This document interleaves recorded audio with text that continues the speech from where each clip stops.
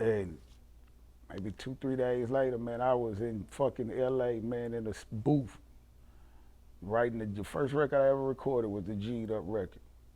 I walked in the goddamn booth, man, on the goddamn G Unit Beg for Mercy album. Shit, I ain't let man get in there, you got a verse? Hell yeah. Damn. My papa never bothered to show me what it was to be a man.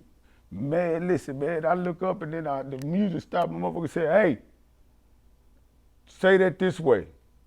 I look up, it's Dre leaning over the goddamn board, Dr. Dre. Man, my heart was beating so goddamn fast in there, man. I said, Jesus, Lord, I done made it. I'm right here in front of the doc himself. What?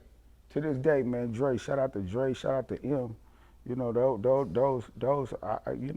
All I can say is, man, of course I miss being amongst in the circle and shit like that around them, but at the same time, them dudes was always great, still great, gonna always be great.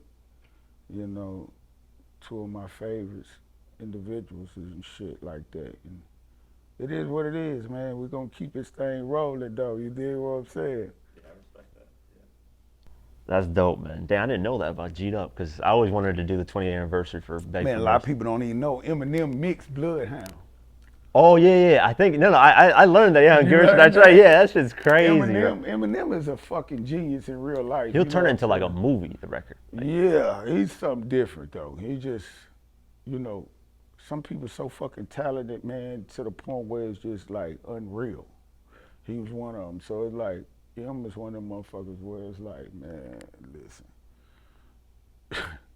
He could be rapping and then the next thing to see a motherfucker producing and rapping and doing it all at once and making it, and then you get to hear the shit that he's saying and doing. It's like, man, who the fuck is this? Is this God himself rapping like this? Like, it's just, this shit ain't easy. You know what I'm saying? Some people might make it look easy, but it's not. He wanna make this shit look easy while he doing this shit.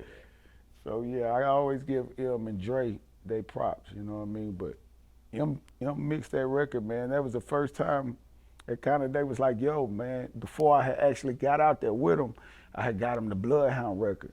So Shaw had reached at me and was like, man, M love this record. I said, what? I'm right here on the block at the trap, you know what I'm saying, doing my thing. I said, what? He said, man, M loved the record, bro. He actually gonna mix it. I said, man, what the fuck did you just tell me, bro? He's like, yeah, man, and we almost done with the contract too. So man, we're gonna need you to fly up and fly out, and man, my whole shit started from there, man. And like I say, man, it done grow me to become the young buck to the world. You know what I mean? That's Fact. crazy, and like, how old were you at this time? You remember? Shit, man. 2003. We in 2025. You do the math. Yes. That's crazy, bro. I know you're at least in your 20s, so it's like I know Banks is the youngest out of everybody. I'm 44 years old, man. Yes. I ain't no young buck no more. I'm more of a Mr. Buck. You dig? They call you Uncle? Uncle Buck. You Yeah. dig? Always. And they even started calling me Uncle. I'm only 30. I'm like, damn, man. You Nah, crazy man, as but hell. shit, man, I feel like I'm getting younger and younger with this shit. It's the whole thing. Like, I know a lot of people be like, man, you hear some of the youngsters, they don't know who you are. It is what it is. You can't, you before their time. But at the same time, they be like, man, you cold. I ain't know this and know that. And I be like, yeah, I told you, you little young whippersnapper. Nah, you little young buck. Yeah, they weren't even born, some people, when the records came out and Facts, stuff. So it's like, facts. it's crazy, man. But I'm glad it came full circle. So, you've finished with signing with G Unit. Get Rich or Die Trying comes out. Mind you, this thing sells astronomical like levels of So what do you is cross your mind? You're like, damn, this is crazy that I'm on a label that's like doing. We just did 1 million in 5 days. It was like a week, but I mean, facts though. Yeah. Shit was unreal. I'm just like more like, everything happened so fast, bro. You know what I mean? It was like 50's taking off so fucking fast at the time. So much is happening, and it was like, why this is happening? He started establishing us by keeping us with him as his success started to grow. So he started to get the world, kind of like, warmed up for G Unit type shit, and then boom, it's like, now let's drop the album. So we were experiencing all of the success that was actually 50's success for a long time until we started, putting out a project and,